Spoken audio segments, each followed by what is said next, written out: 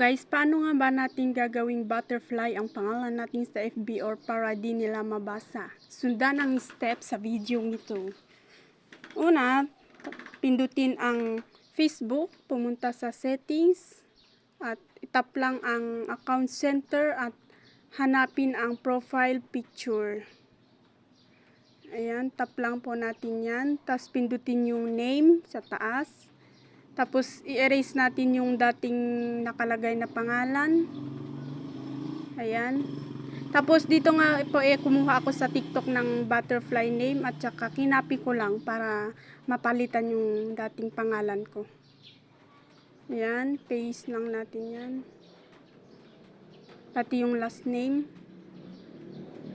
Ikakopy lang natin yan. And then paste.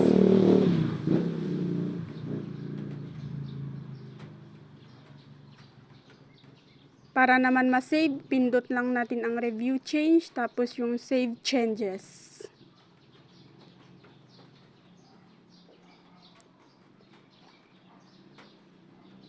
Ayan, back natin, name updated successfully. Tingnan natin kung nag-success nga ba.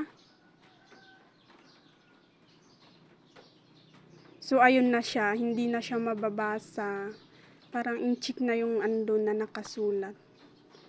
So, yun lang guys. Thank you for watching.